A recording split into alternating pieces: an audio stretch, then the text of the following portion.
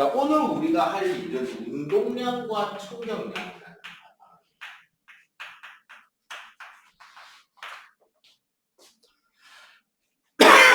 카메라가 왜 이렇게 삐뚤하냐?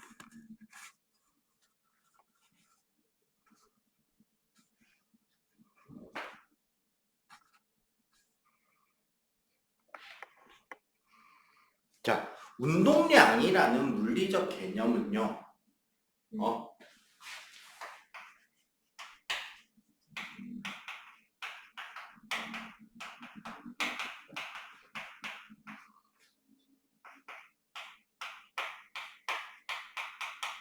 운동 중인 물체가 지니는 물리량이에요. 그럼 이거 그냥 글자 그대로 해석하면 운동 중인 물체가 가지게 되는 물리량이라는 소리야. 그리고 한 가지가 뭐냐면 보통 선생님은 이렇게 인식하고 있어요.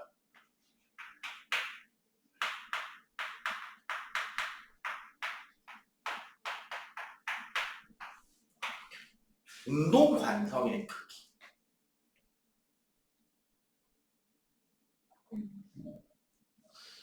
물체가 충격을 받아서 운동을 하게 되잖아. 그럼 받은 충격만큼 운동을 한단 말이에요, 결론적으로. 그 받은 충격의 크기이자 운동 관성의 크기. 그러니까 얘를 멈추게 하려면 이 운동 관성만큼의 충격을 뭐 해줘야? 가해줘야 멈추는 거지. 근데 운동량은 그래서 공식이 어떻게 되냐면 P 벡터는 M 곱하기 V 벡터예요. 되게 단순하지. 그리고 얘는 이것과 관련한 특별한 업적을 남긴 과학자가 없어서 그런가 단위가 그냥 공식이고 공식이 단위입니다. 그럼 봐봐. 공식이 뭐 곱하기 뭐야? 그러니까 그거 한글로 풀면 속도죠. 그러니까 얘는 단위가 질량 단위가 뭐야? 속도 단위는? 그래서 얘 단위는 킬로그램 미터 퍼 세컨드야.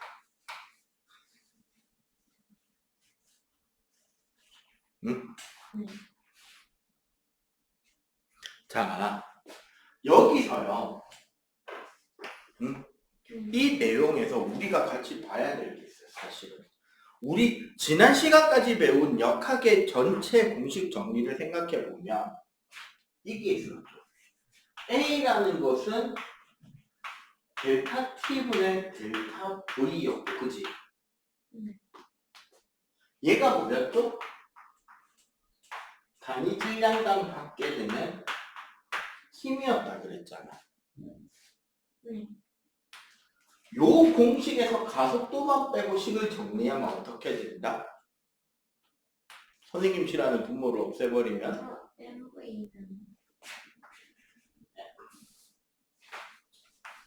M 델타 V는 뭐 F 델타 T가 되죠. 맞지? 요 개념이 오늘 배울 공식의 절반이에요, 사실. 저게 오늘 우리가 배울 공식의 절반이야. 무슨 소리냐면 운동량의 크기는 P는 MV였죠. 되게 단순하게 생각하면 이런 거야. 2kg짜리 물체가 지금 3m/s로 운동하고 있어요. 이 물체의 처음 운동량의 크기 P0는 얼마? 6. 맞아요, 6kg m/s인 거야. 이게 오늘 공식 4가지인가 5개인가 배워야 되는데 그 중에 1개가 끝난 거예요. 이게 다야. 두 번째 배울 개념이 충격량이에요.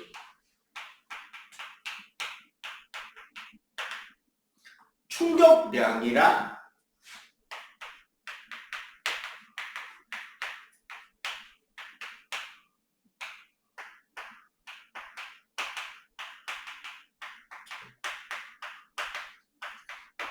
물체의 운동에 영향을 끼친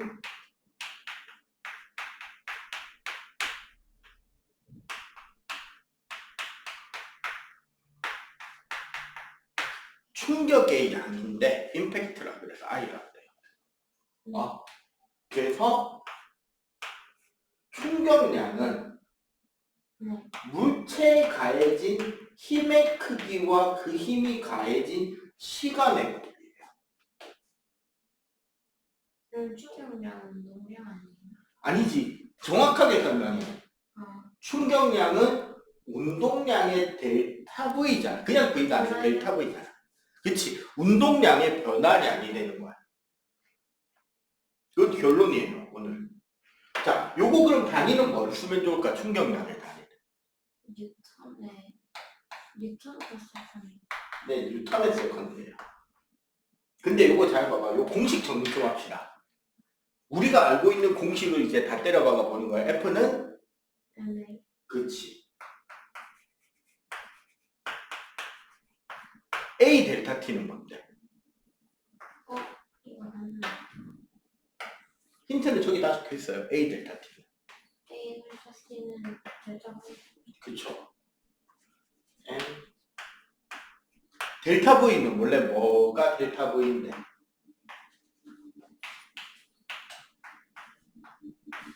V-V0잖아. 그럼 분배 법칙. MV 마이너스 MV0. 네. 응? MV. 운동량 P네. MV0. 그럼 처음 운동량이라는 소리 아니야.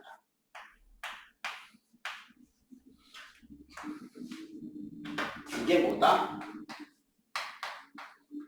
운동량의 변화량이다.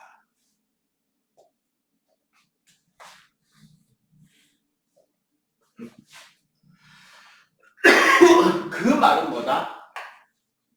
이 단위는 뭐랑 같은 단위다 사실 알고 봤더니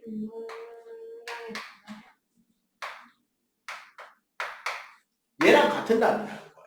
왜? 우리가 맨 처음에 스칼라 벡터 이야기 했었잖아요. 네. 그때 그 이야기 했던 거 기억해요, 혹시? 더하거나 뺄 수 있으려면 단위가? 같아요. 우리 더하거나 빼고 있죠. 그럼 사실 운동량과 충격량은 같은 단위라는 겁니다. 왜 같은지 한 번만 더 정리해볼까? 잘 봐봐. 뉴턴은 킬로그램 미터 퍼 세컨드 제곱이잖아. 그러면 뉴턴 세컨드는 뉴턴 세컨드는 킬로그램 미터 퍼 세컨드. 같은 단위네? 그죠? 네. 자, 그럼 충격량의 개념은 어떻게 이해를 하느냐? 요거부터 좀 가져와서 연결을 해볼게요. 지금 이 물체는 2kg짜리 물체가 3m per second로 운동을 하고 있는 거잖아. 여기에 만약에 우리가 6N의 힘으로 2초 동안 밀었다고 생각해 봅시다. 이 물체를 운동 방향으로. 2초 뒤에 속력을 물어볼 수 있잖아. 그럼 이거를 이때 2초 뒤에 속력을 물어보는데 우리가 지난 시간까지 배운 방법으로 풀려면 봐봐. 2kg에 6N을 가하니까 가속도가 얼마다? 3. 그치. A는 3 m per second 제곱이 되겠죠. 그 다음에 우리 등가속도 1번씩 V는 V0 플러스 A 델타 T에서 V0가 얘죠. 가속도가 얼마? 3. 시간이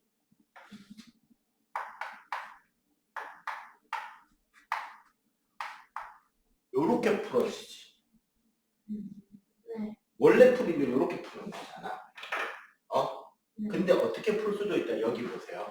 현재 P0가 얼마나? 6kg/s/지.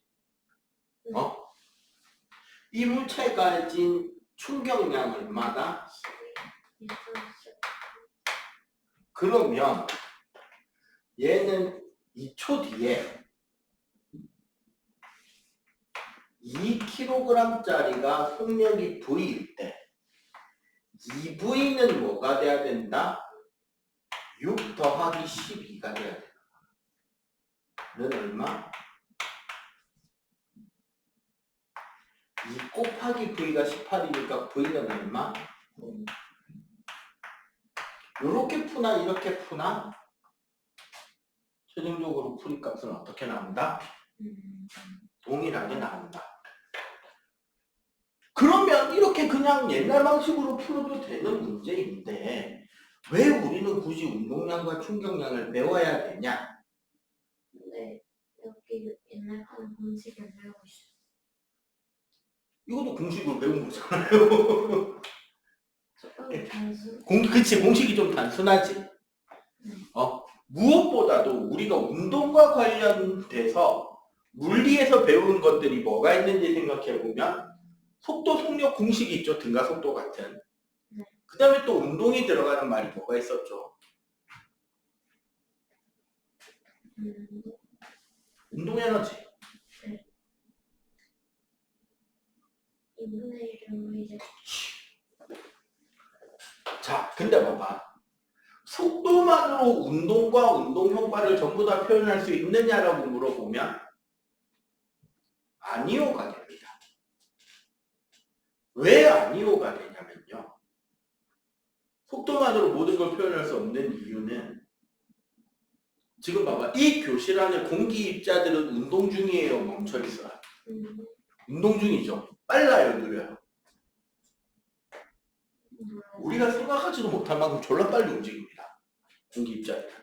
느껴져? 우리는 일기압이라는 형태로 그 공기 입자들이 날아와서 우리 볼따구에, 우리 옷에, 우리 온몸에 부딪히고 있지만 못 느끼죠. 왜? 왜 못 느끼고 있을까? 질량이 작아서. 그치. 질량도 너무 작고 우리는 어렸을 때부터 지금까지 계속 자라오는 동안, 살아오는 동안 그만큼의 충격을 계속 받고 있으니까 당연한 걸로 받아들이고 있는 거예요. 그리고 너무 가볍기도 하고. 그렇다고 운동 에너지를 가지고 운동을 표현하려고 하면 무슨 문제에 봉착하느냐? 얘가요. 너무 제약 조건이 많아, 에너지가. 마찰이 생기거나 서로 부딪히거나 부딪혀서 소리가 나거나 진동이 생기거나 열이 생기거나 하면 에너지가 세죠. 역학적 에너지가 보존이 안 되잖아. 그러면 물체가 운동하다가 서로 부딪힐 일이 있을 때 부딪히기 전에 어떻게 운동을 했고 부딪힌 뒤에 어떻게 운동할지를 에너지적 관점에서 추론하는 거는 쉽다 어렵다? 그쵸, 어렵겠지. 특히 현실과 안 맞겠죠. 왜? 에너지가 세니까. 그래서 이걸 만족할 수 있는 내용으로 그 개념이 가능한 것을 새로 만들 필요가 있었던 거죠. 그 개념이 바로 운동량과 충격량에 대한 이 운동량이라는 개념이고 이 운동량에 대한 개념에서 가장 핵심이 되는 부분이 물1에서는 운동량 보존 법칙이라는 겁니다. 이거 필기 지금 하고 있죠? 필기 빨리 완료해봐. 그런데 우리는 지금 2가 아니라 1이죠.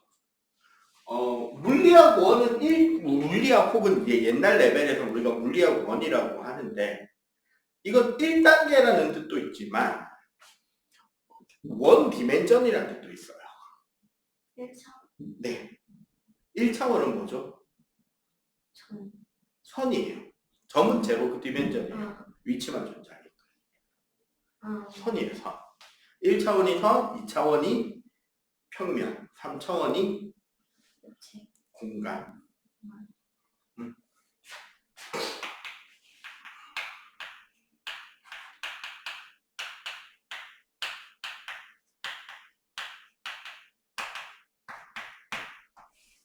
운동량 보존 법칙. 아까 내가 박스 쳤던 공식 있잖아요. 바로 I는 P-P0. 요 식을 한번 틀어버리면 운동량 보존 법칙의 식이 나와요. 바로 뭐냐면 P는 P0 플러스 I예요. 근데 이거 사실 우리가 알고 있는 공식이에요. 이 식하고 똑같은 공식을 우리는 알고 있습니다. 얘랑 똑같은 공식을 사실 우리 배웠어요. V는 V0 플러스 V0. 알겠어? 여기서 질량을 곱하면 얘가 되고 여기서 질량을 나누면 같은 식이다.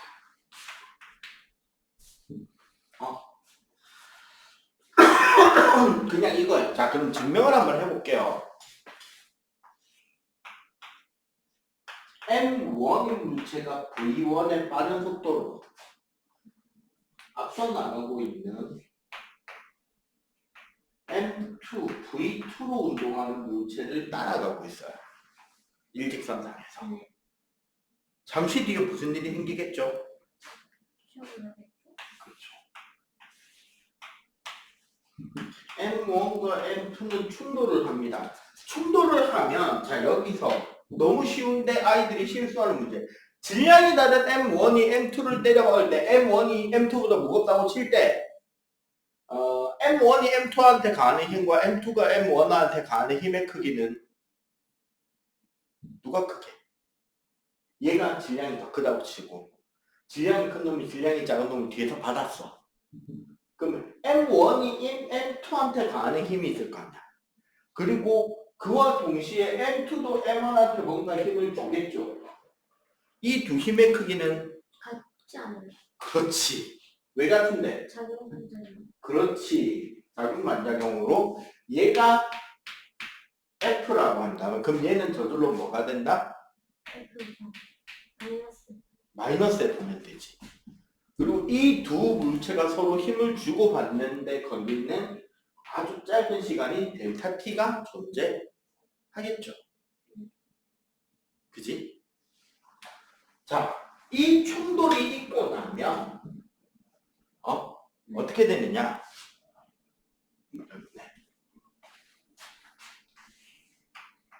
M1인 물체는 조금 느려진 V1 다시의 속도를 가질 거고, 맞죠? M2인 물체는 좀 더 빨라진 V2 다시의 속도를 가지겠지. 혹은 어떻게 될 수도 있어요. M1은 멈추고 M2만 V의 속도로 날아갈 수도 있고, 또 어떻게 될 수도 있다? 우리 상상해보자. 여러 가지. M1과 M2가 붙어서 V 다시로 갈 수도 있겠지. 뭐 뒤로 튕길 수도 있는데 일단 뒤로 튕기는 건 빼놓고 이렇게 다양한 값들이 나올 거 아니야. 근데 그래도 가장 기본이 되는 건 요 가운데 줄이겠죠. 응?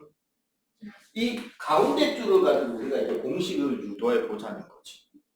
자, 처음에 운동량 P0.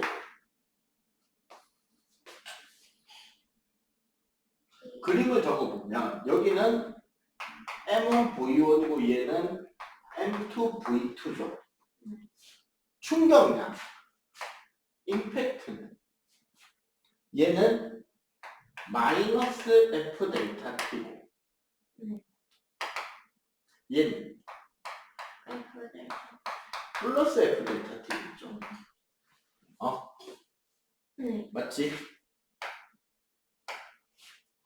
그래서 나중에 운동량은 M1 V1 프라임일 거고 얘는 M2 V2 프라임이 되겠죠. 네.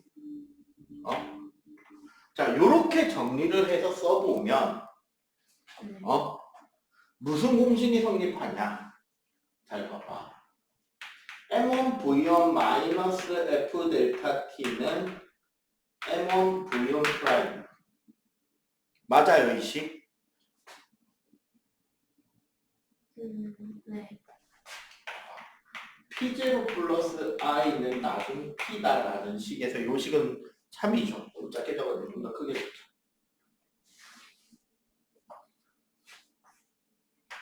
M1 V1 마이너스 F 델타 T는 M1 V1 프라임이 될 거고 또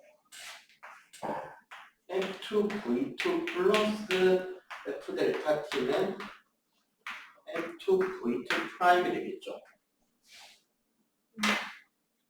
그치? 네. 이 두 식을 더해버리면 어떻게 되죠? F를 없어지고 그치? F 델타 T가 같이 날아가고 M은 V1 플러스 M1 V1 플러스 M2 V2 M2 V2는 M1 V1 프라임 플러스 M1 V1 프라임 플러스 M2 프라임. M2 V2 프라임이 되지. 네. 얘가 뜻이 뭔데? 처음 뭐라 충돌 전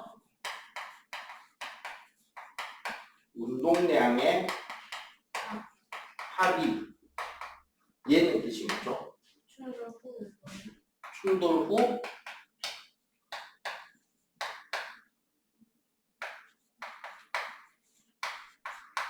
운동량의 합과 어떻게 된다? 같다가 되죠.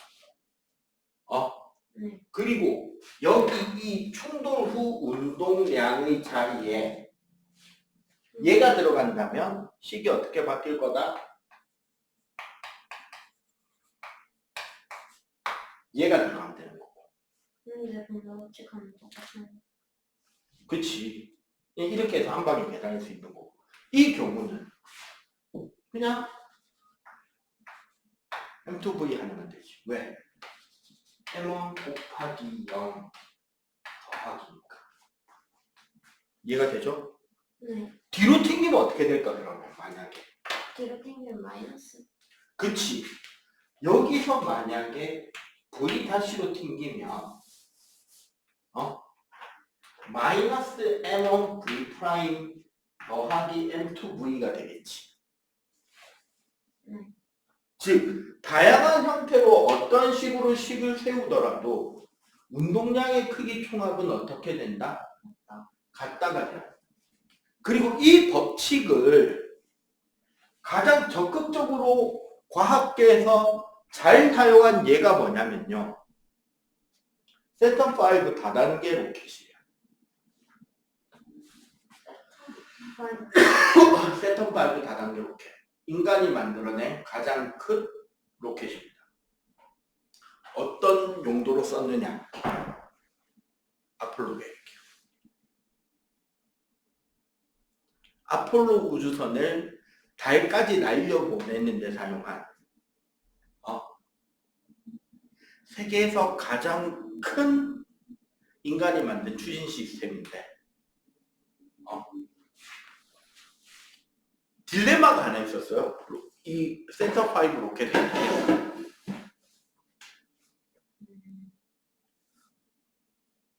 지금처럼 합금 기술이 발전하지 않아서 거의 생 강철로 만들었는데 달까지 로켓을 날려보내기 위해서는 초속 11.2km라는 지구 자전 방향을 최대한 활용하더라도 지구 자전 속력은 초속 8.9km라는 무지막지한 스피드를 만들어냈어야 됐어. 맞아요. 아니 로켓으로 쏴올렸을 때 그 로켓 속도가 최대 속도가 그 속도를 낼 수 있을 만한 정말 강력하고 거대한 로켓 엔진을 만들었습니다. 로켓 엔진을 만들고 나니까 문제가 생겼어요. 엔진의 출력이 크다는 말은 산소와 연료를 엄청 많이 먹는다가 되는 거지. 그래서 그 속도를 올릴 수 있을 만큼의 산소와 연료를 엔진에 쓸 만큼 집어넣었더니 문제가 생겨요. 우리가 그렇지. 너무 무거워서 속도가 나와. 왕원부가 아닌 그 딜레마였던 거예요. 사실은 그 과정에서 백인들의 계산 실수나 이런 것들도 있었고, 이게 픽션인지 그 페이크 다큐인지 리얼 다큐인지 모르겠는데 그 영화 중에 그거 있잖아요. 나사의 흑인 여직원들이 막 한 명은 전산 담당 직원을 막 전부 다 프로그래밍 다 전산에 입력해서 누구나 쉽게 꺼내 쓸 수 있게 하고, 한 명은 백인들 박사들도 계산 못한 계산 실수 회계 담당자가 숫자 계산 고쳐가지고 이거 실수했다고 알려주고 하는 그 영화 있잖아. 그 실수가 있었던 그 계기가 아폴로 계획이에요. 인류가 경험해보지 못한 그 끝에 이르는 출력이 필요했던 거지. 그래서 인류가 마지막으로 짜낸 지혜가 얘입니다. 1단계 로켓을 쏴요. 그 1단 연료가 다 떨어졌을 때 분리시켜서 얘를 버리는 거야. 그러면 그 전까지 얘가 날아가고 있던 운동량을 얘를 떼서 버림으로써 얘가 운동량을 더 많이 가지고 분리되는 것만으로 얘를 뭐가 돼버리나 순간 속력이 빨라지는 거예요. 얘 분리하다가 탁 튕기는 순간. 그리고 그 속도가 붙은 상태에서 2단계 로켓을 점화하는 거야.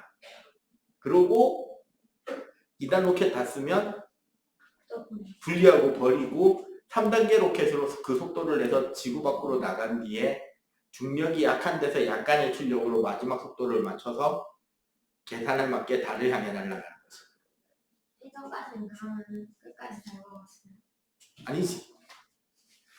큰 걸로 올라가서 다 버리고 꼭대기만 돌고 내려온 거지. 1단이었던 거지 대부분.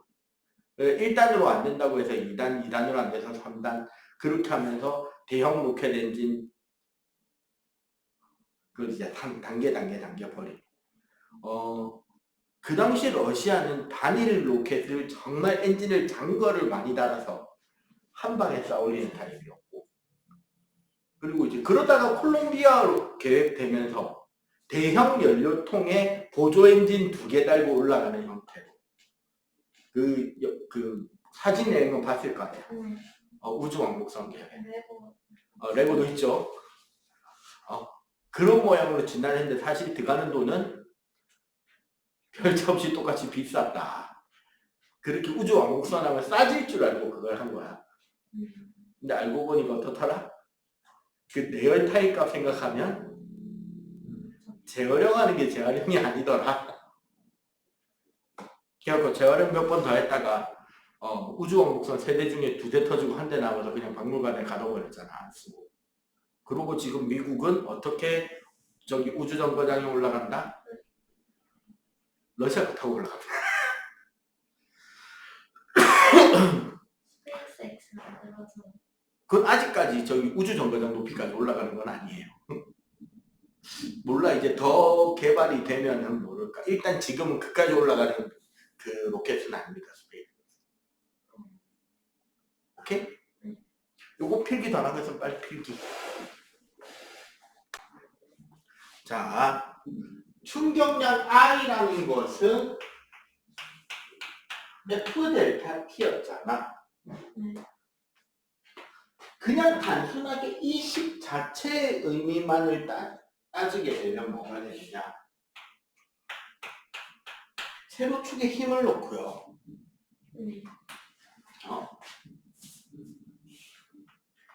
그래프 가로축에 시간을 놔버리면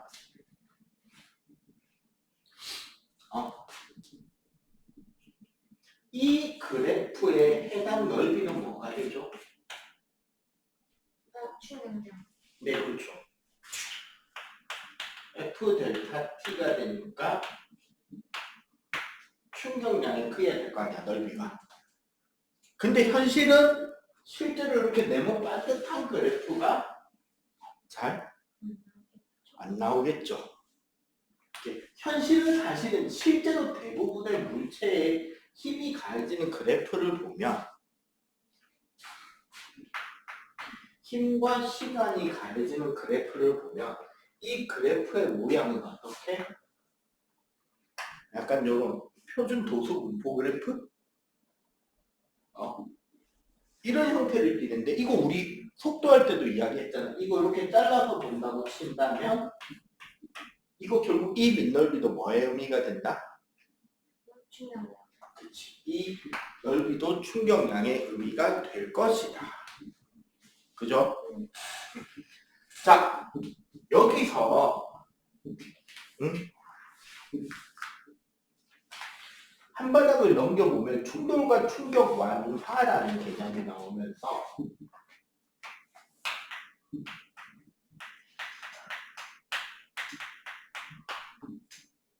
충격력이라는 개념이 나옵니다. 충격력이라는 개념은 뭐냐?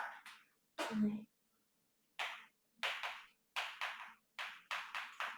충격이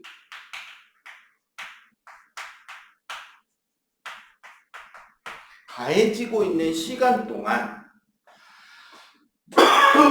물체가 받게 되는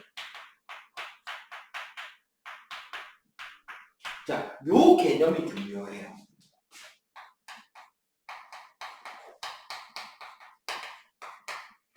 최대 힘 아니고 평균의 힘입니다. 평균적으로 대략 이 정도의 힘을 받았다고 하면 뭐 최대 힘은 걔 2배 넘거나 뭐 보통 그 정도쯤에서 나오겠죠. 네. 그리고 결국 우리가 여기에 안전이라는 개념을 대입한다는 것은 결국 우리가 충격 흡수하는데 네. 충격량을 흡수할 수는 있나요? 아니거든요. 그래서 어떻게? 충격력을 흡수하는 게 아니라 감소시키는 방향이 충격 흡수라는 개념이 사실은 충격력의 크기를 뭐하는? 줄인다. 줄이는 방향으로 가는 게 충격력과 안전에 대한 개념. 사실 이게 초등학생이잖아. 그리고 초등학교 때는 한 1년에 한 번 정도 그거 하죠. 1년에 한 번이나 2년에 한 번씩 생존 수영이라고 수영장에 데리고 가죠, 학교에서. 물에 떠? 네. 수영장에 가면 그 학교 담임 선생님이나 아니면 수영장 그 안전관리해 주시는 코치님이 절대 하지 말라고 하는 행동이 2가지가 있죠. 뭐랑 게? 그 다이빙. 그쵸. 일단 다이빙 금지하고 풀사이드에서 뛰지 마시오. 그냥 넘어지는 것보다 뛰다가 넘어지면 운동량이 크기 때문에 받는 충격량도 커지겠죠. 다이빙은 왜 금지시킬까요? 그거 물에 들어갈 때 순간 가는 힘이 가지고 못 꺾인다. 보통 이제 그렇게 이야기를 하잖아. 근데 별로 안 와닿잖아. 그래프만 가지고 그 느낌을 와닿게 만들어 드릴게요. 사실 그거 못지않게 위험한 게 하나 더 있습니다. 다이빙을 할 때 위험한 거. 선생님이 어린 시절에 우리나라 힙합 래퍼 1세대 그룹의 그룹 이름이기도 했는데 우리는 그 행동의 이름을 배치기라고 합니다. 자, 그래프로 배치기의 위험성을 보여드릴게요. 보통 우리가 물에 뛰어들 때 이런 그래프가 그려질 거 아니야. 봐봐. 점프를 해서 물에 닿는다고 할 때, 자, 똑같은 사람이 똑같은 높이에서 똑같이 다이빙을 시도합니다.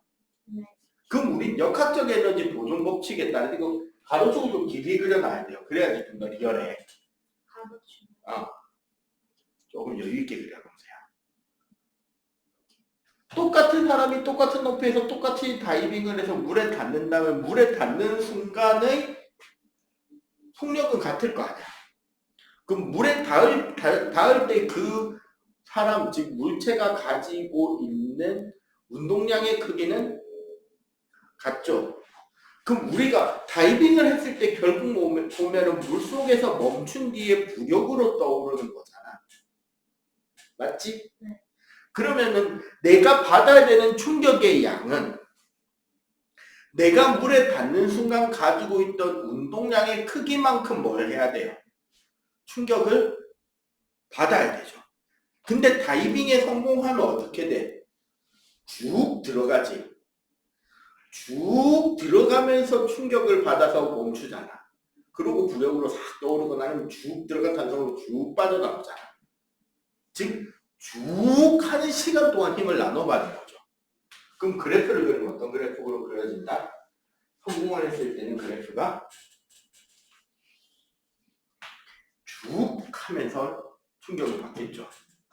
그리고 이 넓이가 뭐가 된다? 충격량의 크기지. 우리 배치기란 건 어떻게 떨어지는 걸 배치기라 그래요?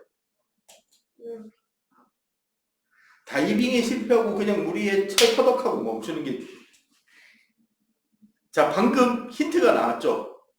다이빙을 실패하고 철퍼덕하고 멈추는데 시간이 짧아요, 길어요? 자, 짧죠? 물에 닿기 시작하는 순간부터 멈출 때까지 시간 간격이 짧아요. 근데 뭐는 똑같아야 돼? 충격량. 그게 그래프에서는 뭔데? 넓이. 자, 어떻게 그려야 넓이가 같아질까?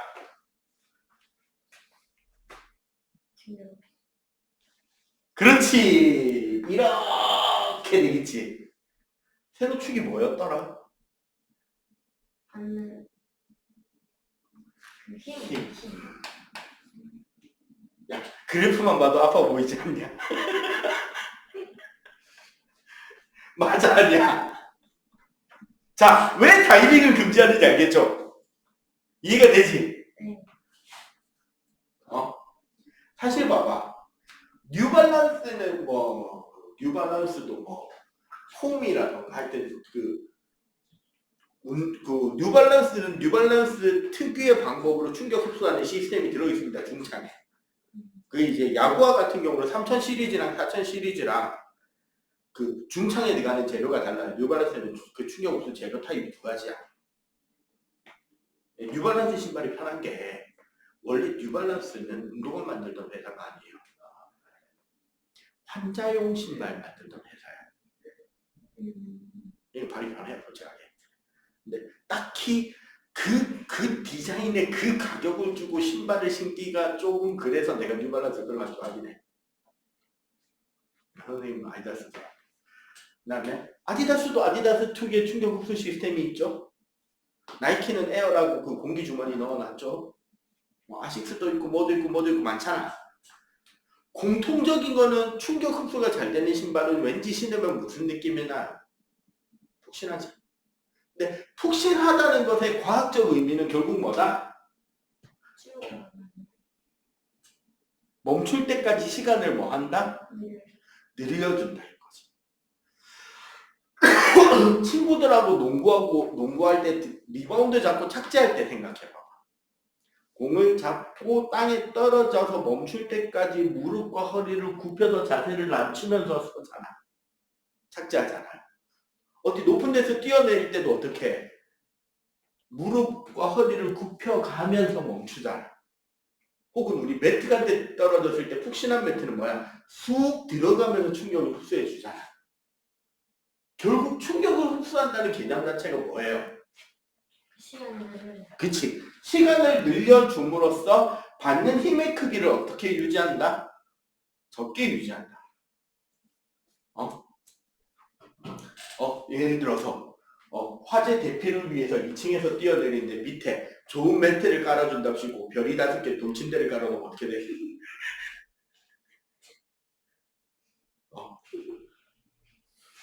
그 명절 되면 그거 하잖아. 아이돌들 그 모아서 운동회 하잖아.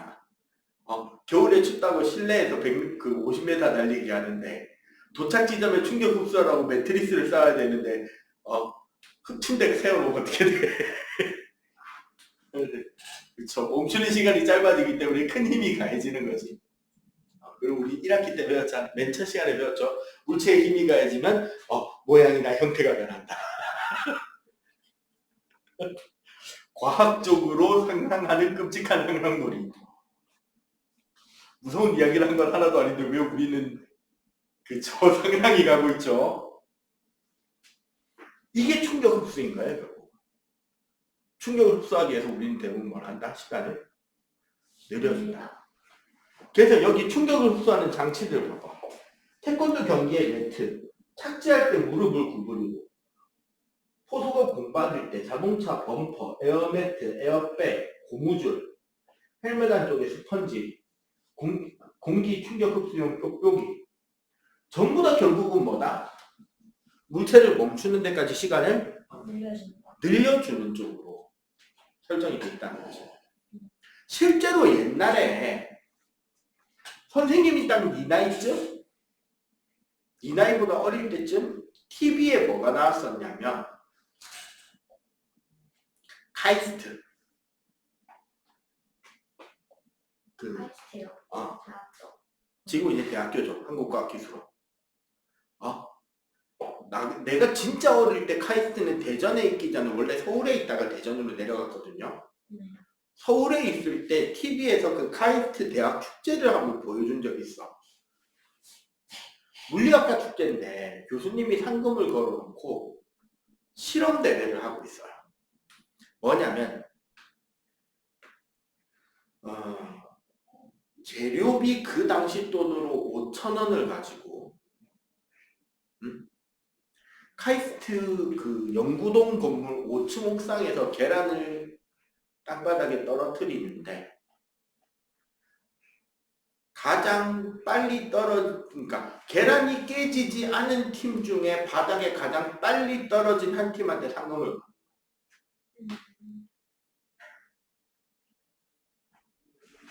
어떻게 충격을 흡수할 것인지를 구조적으로 설계하는 거지. 그러다가 그 뒤에 그 실험을 또 한 번 더 봤어요. 그때는 재료가 딱 결정이 났어.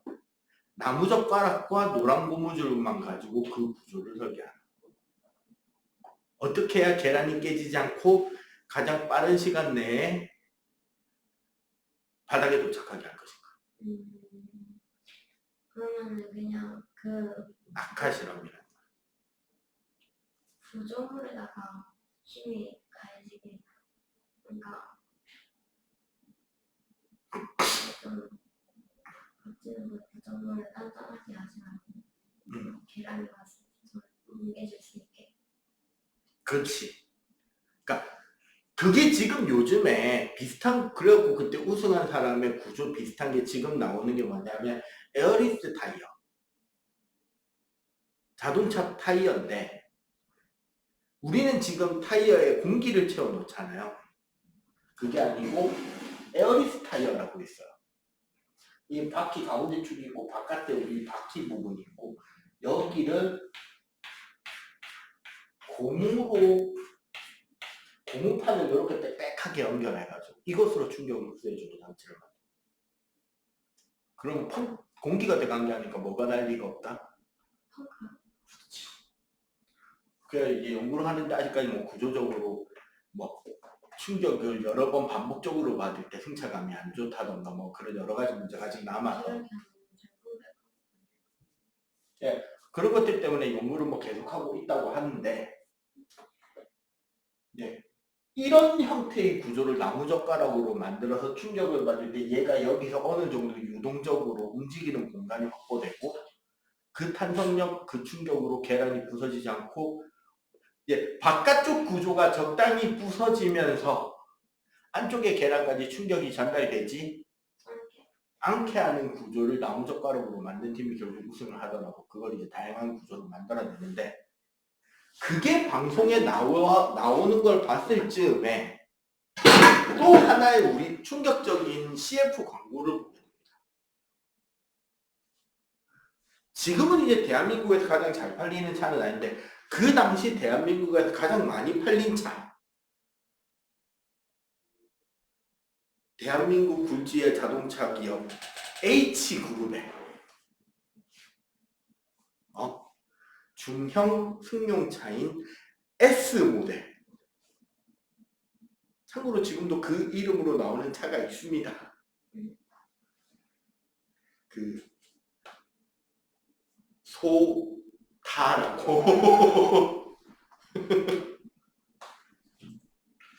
CF 광고가 있었는데 그 소타의 CF 광고가 굴지의 자동차 기업, 현재 전 세계 가장 큰 자동차 그룹의 폭스바겐 그룹 산하의 D라는 회사의 6모델 크기로 따지면 비슷한 급이 됩니다. 소타와 6모델은 같은 급이죠. 이 자동차 두 대를 충돌 실험장에서 충돌하는 거를 CF로 찍은 거예요. CG겠지. 현실은 그런 일이 있을 리가 없으니까. CF 내용이 뭐였냐면 두 차가 팡 달려와서 빵 부딪혀 정면으로. 독일 어디의 6모델은 앞에 엔진룸 부분 있잖아. 꽉 찌그러져 들어가는데 자랑스러운 우리 대한민국 H사의 소타는 찌그러지는 거 하나 없이 그 뒤에 6모델을 쭉 밀고 들어가는 CF였어. 선생님이 대학교 시절인데 그거 보고 내가 무슨 생각이 들었는지 아냐? 대한민국 들어가다 정도. 와 씨발 소나타 타면 돼지겠구나. 네. 자 봐봐. 놀이동산 가본 적 있죠? 네. 범버카 타본 적 있죠? 네. 자 범버카는 빨라요 느려요? 빨라요. 소타보다 빨라요 느려요? 조금 느리지 않을까요? 느리죠. 가벼워요 무거워요 차가? 가벼워요. 그쵸? 운동량은 커요 작아요? 소타보다 작아요. 그치? 얼마 안 되는 운동량으로 일부러 중앙 교전지대를 피해서 사이드로 크게 한 바퀴 돌아서 속도를 붙인 뒤에 친구나 친척형의 후방 대각선 45도로 몸무게를 실어서 쾅 충돌하면 친척형의 허리가 부러지는 걸 볼 수 있죠 실시간으로. 맞아 아니야? 야 그거 소나타로 가보면 어떨까요? 이제 교통사고죠 진짜. 운동량이 몇 배쯤 될까? 범버카와 소타에 엄청 크겠지. 근데 차가 안 찌그러졌어요.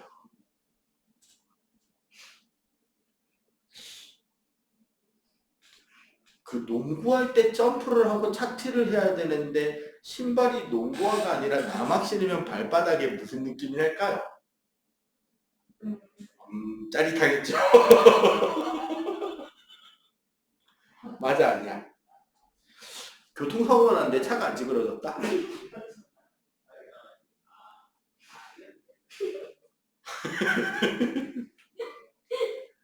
이것이 시뮬레이션입니다.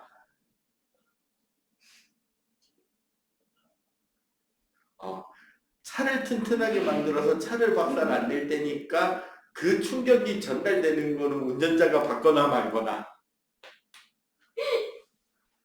소나타 타면 살 수 있어요.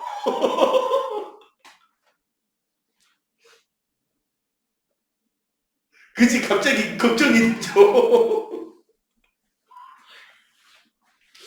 실제로 그 뒤로 선생님은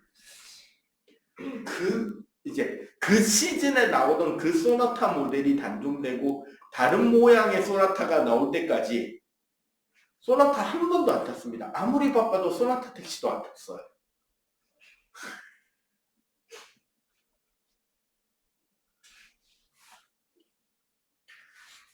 지금에서야 말할 수 있습니다. 아마 그 광고 광고 그 CF 디자인한 새끼 분명 문과였을 겁니다.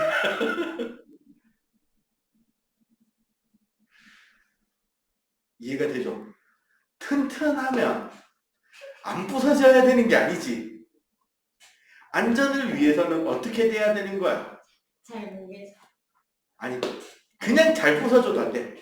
정말 정확하게 부서져야 되는 거지. 뭐? 사람이 타는 공간은 부서지지 않고, 앞에만. 그치? 앞에 부서지면서 적당히 충격을 흡수해 주면서 부서져줘야 되는 거야. 뭐 저기 탕후루 껍데기처럼 바사삭 깨져버려도 안전의 개념을 알겠죠. 단단하고 딱딱하고 튼튼한 게 그냥 강한 거라고 볼 수는 없는 거죠.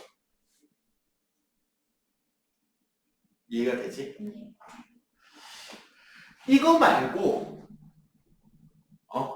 그럼 안전 말고 운동량과 충격량에서 다뤄지는 또 다른 한 가지가 우리 46쪽 위쪽에 나옵니다.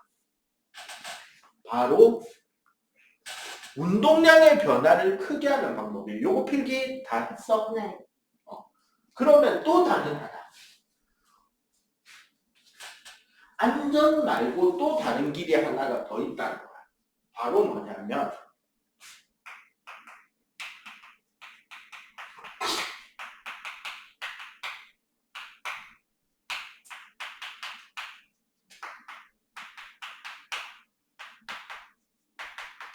충격량, 즉 운동량의 변화량을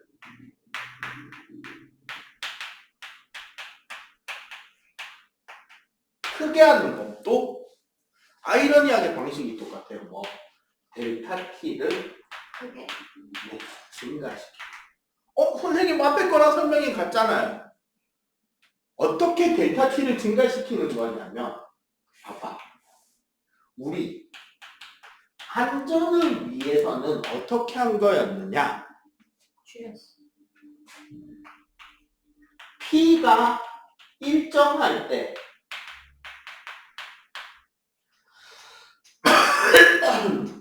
우리가 받아야 되는 충격의 양이 일정할 때 델타 T를 증가시킴으로써 뭐 충격력을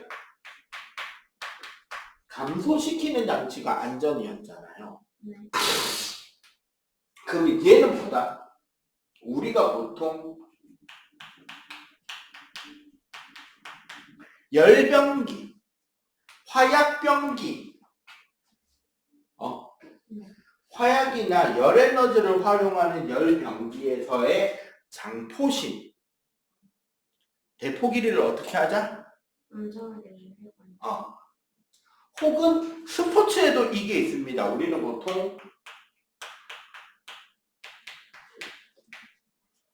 팔로스로우라 그래요. 학교에서 티볼을 해봤죠? 아니면 방망이로 공 쳐본 적 있어? 배드민턴, 골프는? 배드민턴. 해봤지? 그 국가대표 배드민턴 경기에 보면 그 정말 잘 치잖아. 근데 거기에 똑같은 시작 동작에서 전혀 다른 셔틀콕의 움직임을 보이는 기술이 있잖아. 스매싱과 드랍.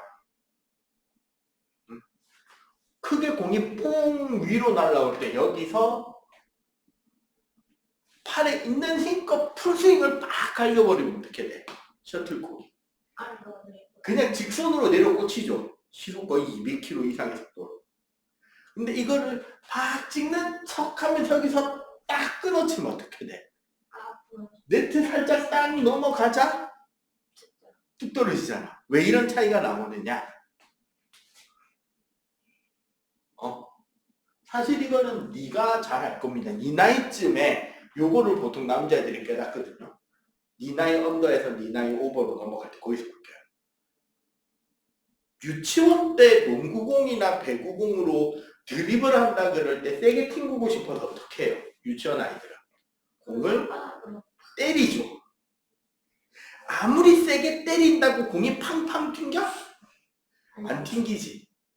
그러다가 좀 센스가 좋은 애들은 초등학교 한 5, 6학년쯤부터, 센스가 정말 죽어라 없는 애들은 중학교에 올라오면 배웁니다. 그 친구가 하는 걸 보고 배우거나 스스로 느끼거나. 공을 때리지 않고 뭐 하기 시작하죠. 그때쯤 되면. 그치? 밀면서 손목 스냅으로 끝까지 누르죠. 오히려 그렇게 하면 어떻게 돼? 힘은 덜 주는 것 같은데? 그치?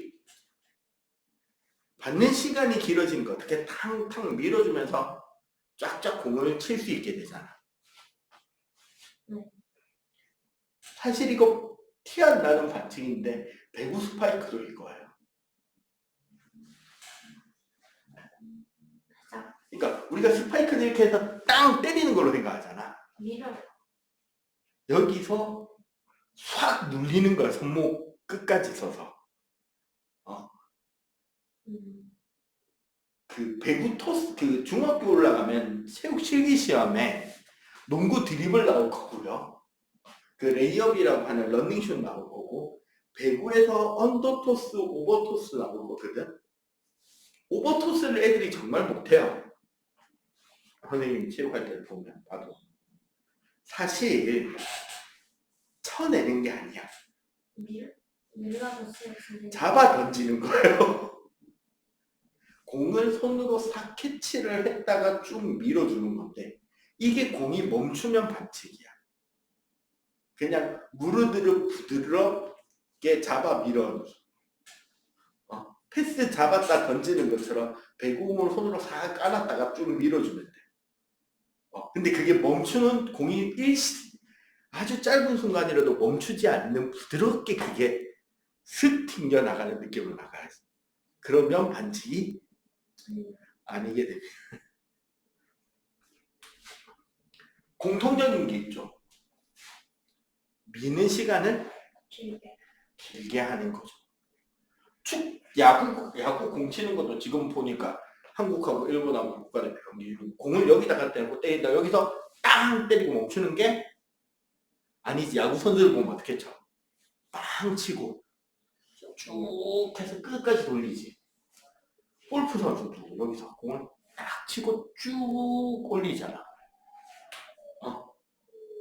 축구 선수들도 공을 여기 놓고 찼는데 여기서 멈춰? 발을 쭉 뻗어 올리지. 왜? 그치. 그 방향으로 운동을 계속해주면서 탕 튕구는 게 아니라 쭉 끝까지 밀어준다는 느낌으로 힘을 더 준다는 거죠. 그래서 총이나 대포도 어떻다? 총이 길면 길수록, 총열이 길면 길수록, 포신이 길면 길수록 똑같은 화약을 놓고 때리더라도 그치. 더 멀리 더 빠르게 날아가게 할 수 있다는 거죠. 그럼 얘는 사실 뭐가 일정할 때? F를 일정하게 줄 때 델타 T를 증가시킴으로써 뭐가?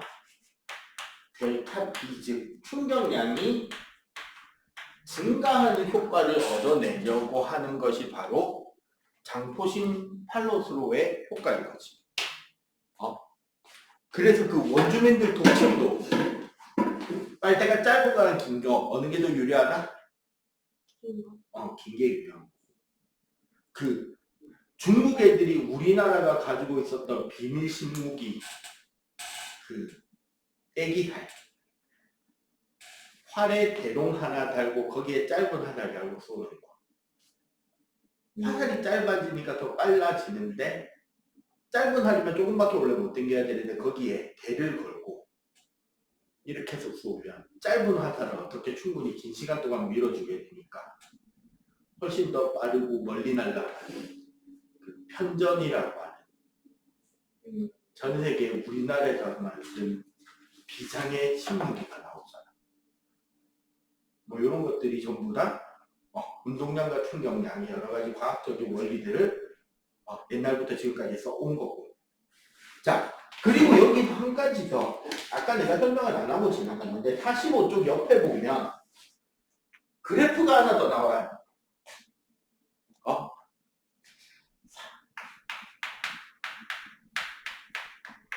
PT 그래프입니다. 요거 대부분의 운동량 충격량 그래프는 FT 그래프잖아. 얘는 세로축이 운동량, 가로축이 충격량 그래프예요. 이 그래프에서는 자 특징, 기울기가 뭐가 된다? F.